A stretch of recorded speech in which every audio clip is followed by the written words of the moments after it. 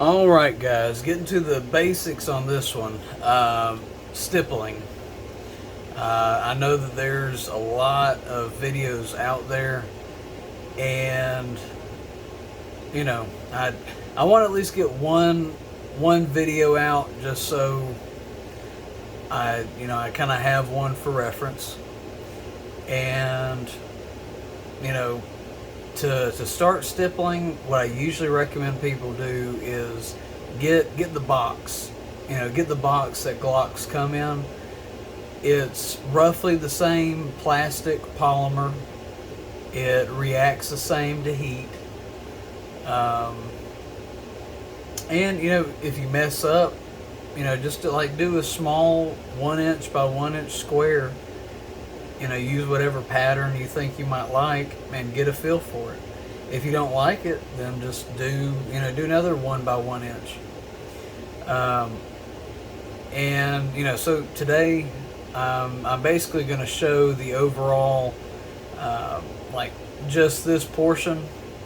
That's basically all I'm going to show, because a gun like this, if I take my time, I don't know, Glock 19 and bigger, I'm usually 7-8 hours.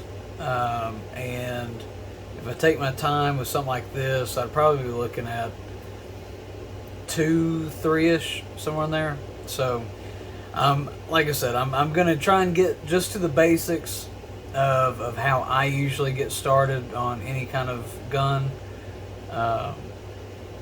And hopefully someone will kind of be able to learn from this, or hopefully add on to what you already may know, especially if you are a beginner in stippling. The first thing I usually do, I usually use a razor blade, and on your 3s, 4s, and 5s. Well, I'm sorry, on your 3s, it has a different type of print on it. The Gen 3, from my recollection, the area kind of looks raised with some kind of texturing on it. The later 3s into 4s and 5s, they all have this this ribbed style texture, this raised pyramid texture, from what I've heard it called before. And you can stipple over over the pyramids. The only time I would ever do it is if you are looking for a really grippy pattern or a grippy texture. Reason being is because these pyramids, when you use the hot iron, it melts it down, and when you have that extra plastic, it can't really go anywhere except smush down and out. And when it does that, that's what adds to that ultra texture. Like it grips into your skin.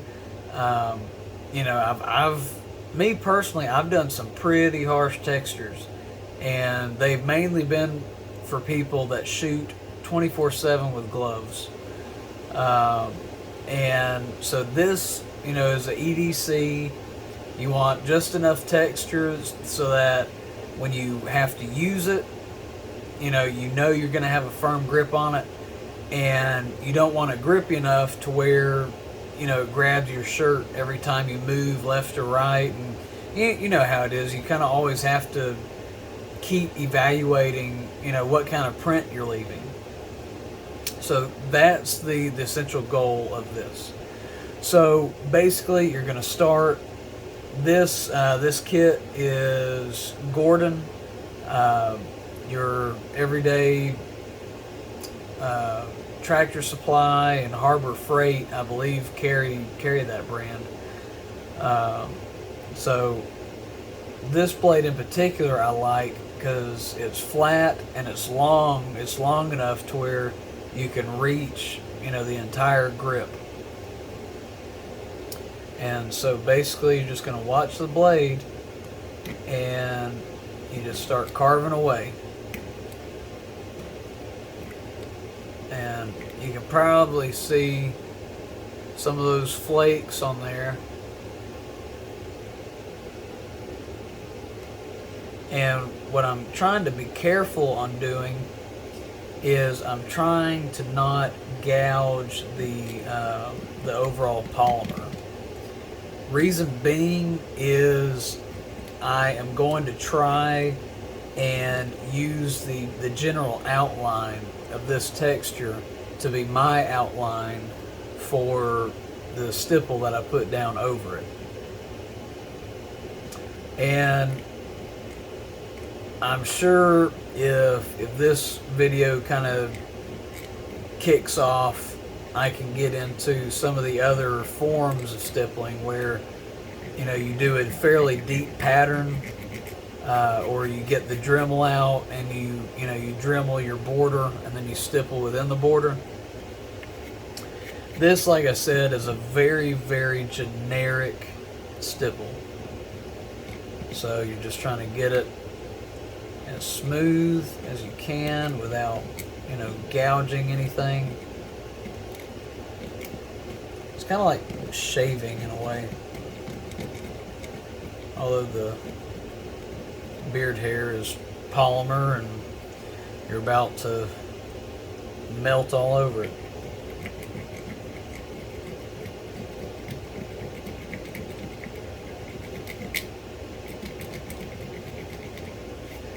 So I'm going to try and pause this intermittently just so that the video doesn't go, you know, outrageously, you know, to boring lengths. So I'm going to go ahead and pause it and kind of finish this up a little bit. Alright guys, so for learning purposes, this is good enough. So I have a secondary light so you can kind of see the sheen and the shimmer that all those cut pyramids kind of leave behind. So you can kind of see that it leaves that generic outline. And it leaves that border at the bottom. Here's the comparison side. See, no sheen, it's raised. There's still some, you know, level of raised bumps, but I don't know how else to really show it. I don't know if you can see the difference going off there, but you get the general idea. Cut it down, you know, see right there, that's all the way to the frame. No sound, nothing. That's all the way to the frame. And you can get it that low. You can, you know, get some sandpaper. But for beginners, the point of this video is shave most of that polymer, most of that plastic off. Leave you, you know, a good pattern enough to where you can, you know, stipple the outside and then work your way in. And the finished product, you'll have a very neat outline, and I mean, if you want to, you can also, you know, stipple all the way around so it kind of looks like a wrapped grip.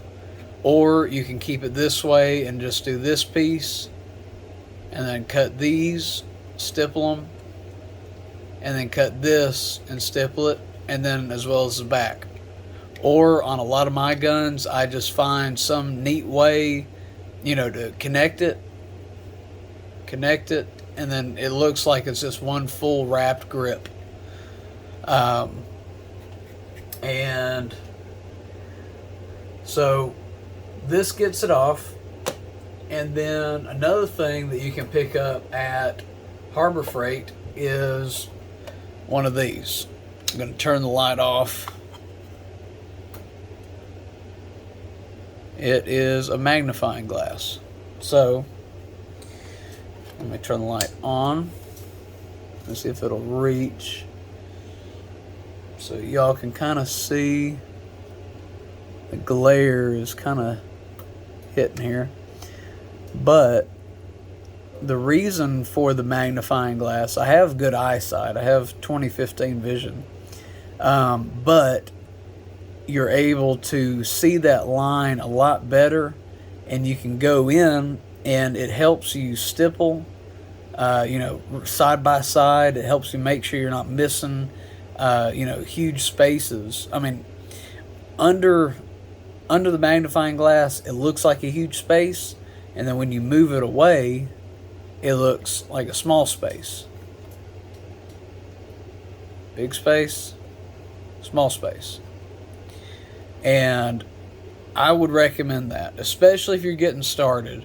It helps you get used to doing dotted lines, and it helps you maintain a certain guideline, so that once you get the general idea of stippling down, you can put this up and you can freehand. You can do about just about whatever. But if it's your money and you're spending this money on polymers to, work on stippling, I would highly recommend it. And these are like $30, and I've had this since 2014. Best $30 I've ever spent across the board. So I'm gonna try and keep this in frame, okay, without jiggling everything. Alright, so the frame is in frame, and so this is a generic hot iron. Can be picked up at, of course, Harbor Freight for about $10. And the head I recommend beginners use is either this one or some kind of bent point. Reason being is when you start stippling, if this is your hand on a flat surface, this is your motion. If it's a straight out point, you have to be a lot more methodical, and that ends up really wearing you out over time. So I'm going to do a few burns. I'm going to maybe do this upper curve, upper line, and then I'll show y'all, and then I'll go ahead and pause it, and I'll do the rest of the outline.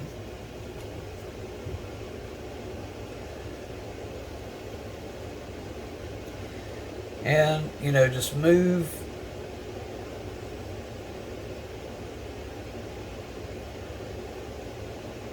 just like when you're shooting it. You want to move the polymer so that it fits you, it fits your eyesight.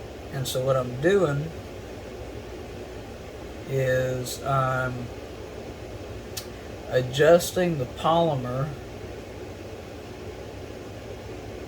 so that the light shines off of it, and in turn it gives me a more prominent view of the line that I'm trying to follow. So this is essentially freehand. I just have to try and connect the dots.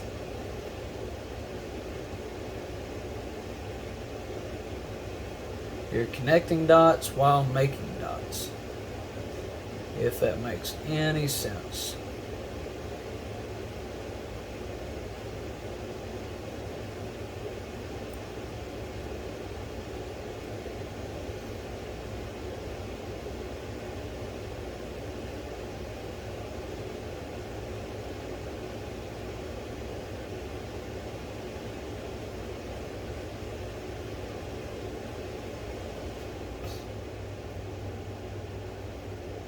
The other thing that the magnifying glass helps with is when you're dealing with a tip as fine as this, your goal for stippling is to make a dot, and then your next dot should overlap at least or almost halfway into that full dot.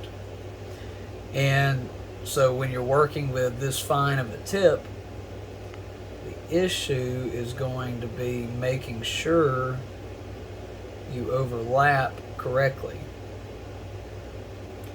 Because yes, it may not be noticeable, but whenever you hand your gun off, you don't really want someone commenting saying, "Oh man, who stippled your gun?" And you'd be like, "Why?" And they'll be like, "Well, they missed all these places and your gun just looks like a Dalmatian with all these smooth spots everywhere." And again, guys, I'm sorry for lowering my voice, but you know how it can be whenever you're trying to focus. You kind of don't want to talk because you don't want to lose focus.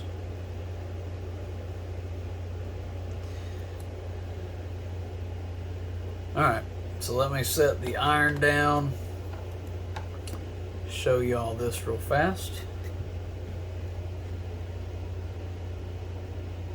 Alright, so the line, if you can see, there's not really a definite line.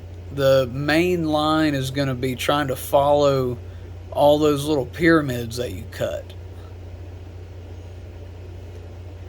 And so, see how it kind of dips? I kind of have to fill upwards just a little bit to level that curve out.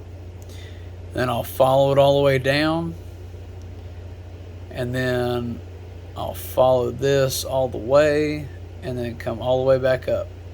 And some people like to keep all this. I don't know. I'll probably end up cutting the Glock off and then going ahead and stippling over the patent number. But I'm gonna go ahead, pause it, and I will show y'all hopefully once I get this the border finished. Alright, so I finished the generic outline. It's not that smooth, but once you fill it in, you'll get an overall picture of it, and then you can fill out as needed. But I mean, as you can see, it kind of maintains that spacing all the way down the side, maintains the spacing up, all the way up. And it is right on the border of the button, but see, that's why I leave that button in there, just in case. I can always make sure that it's clear. So let me go ahead and finish the stipple, and hopefully it won't take me that much longer. 8:51-ish. So let me see what I'm able to get accomplished and what type of time frame. Also, a side note, sorry guys, over time you'll get a buildup of polymer on your tip. When it's hot, get like a steel brush. See how it's starting to get a shine back? See that shine? See how dark it is?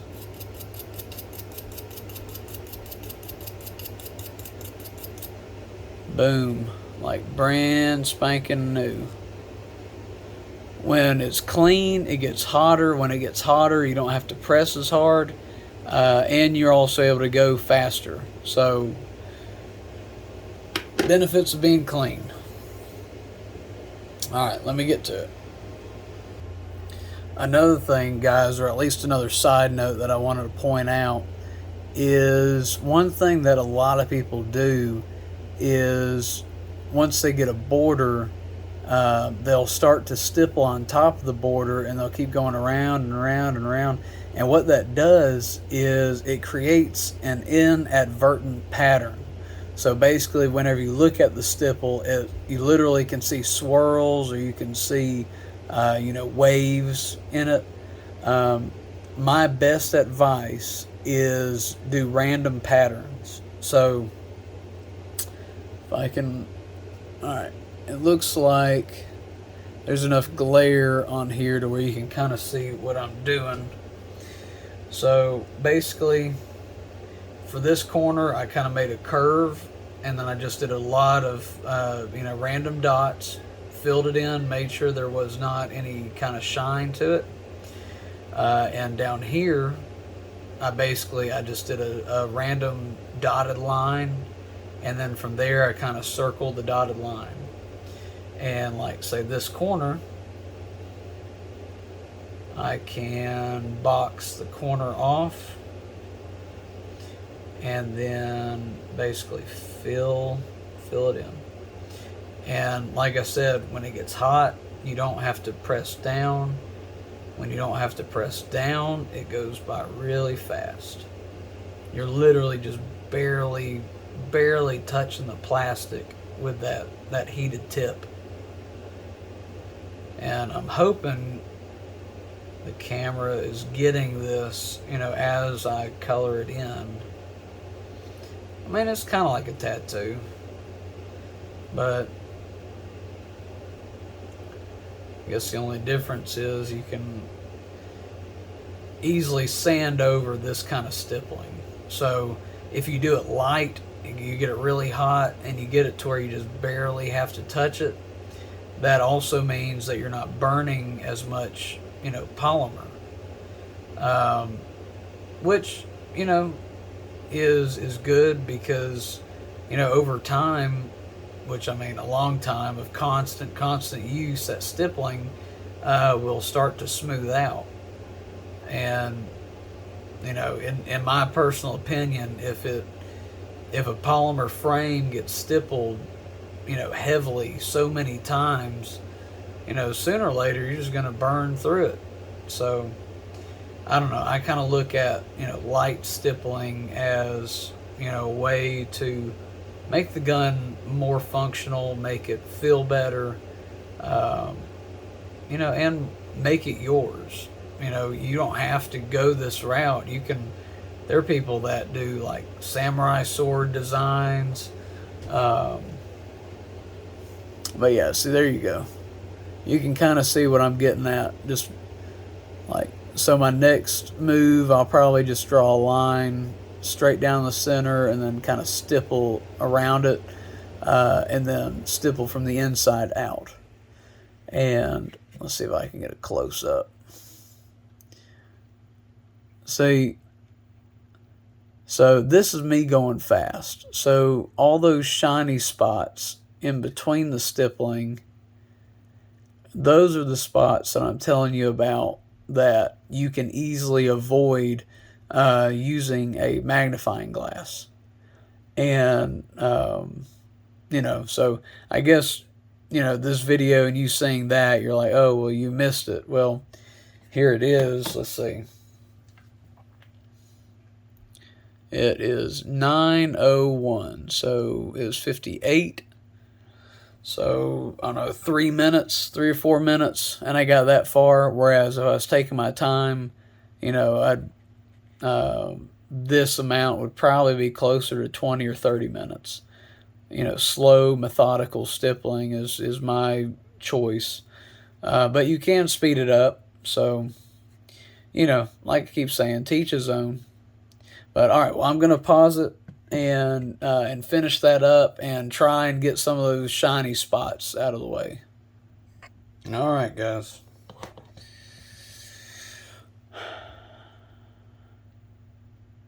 There it is.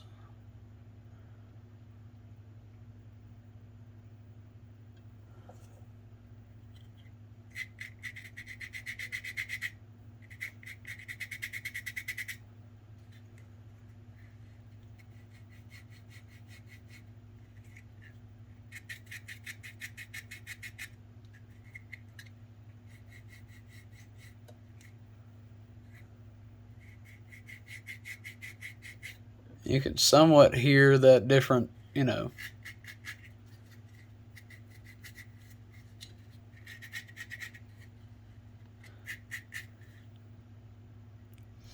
So you can either do, something like that. So you have the space, this section, then you have that section, and that section, or you can do a wraparound. Let me grab one of my other guns real fast just to kind of give you a better idea of that wraparound. Alright, got the trusty 45. So that's the wraparound that I'm meaning. And it just wraps. And you have that solitary back strap. This is about, I don't know, 5,000 rounds of use. And I will end up getting into another video on doing the knuckle cut. But this gives y'all a general stippling idea. Let me grab my 34 Gen 5 real fast. Alright. So this one's about the same as that gas pedal cut, stippled there, knuckle cut, freehand the line, stippled it down. And see, that's what I was talking about. So what happened there in that discoloration was I either went a little bit too hard in that area, and that raised it up, made it a little bit darker. So you can kind of see that change there. But since this is one of my main, range guns, once it wears down, smooths out, it won't really be noticeable. So, and there's that natural line. I had messed up on that space on the back portion, so I just stretched it all the way back to that seam. Kind of makes it flow a little bit better, almost makes it look like tape. But yeah, so other than that, guys, hopefully this is, kind of got y'all on the way of doing your own guns. But, regardless, if this is the kind of content that y'all like to see, please, please, please like, comment, subscribe. I'm trying to hopefully do this full time sooner or later. But, it's more of a hobby, and so, and the videos, hobby as well. So, if y'all are able to, please like, subscribe. Those subscriptions, they're free for y'all. All you gotta do is hit subscribe, and it ends up benefiting me. It helps me kind of move along. So, by all means, keep shooting me some video ideas, and hopefully I can hop on them. What I probably will end up doing with this one is doing, the singular areas. So here, here, here, and here. And then the back portion. And then I'll do a video on that. Just like a Glock 27 stipple overview, something like that. Maybe like a 5-minute video, just kind of looking it over. So other than that, guys, this is probably the longest video so far that I've done, so I do apologize, but hopefully the content was there for y'all. And always, I hate repeating myself, but please like, subscribe if this is the kind of content that y'all like. And, other than that, y'all have a good one, and, I'll look for y'all in the comments, and if not, then I'll see you in the next one.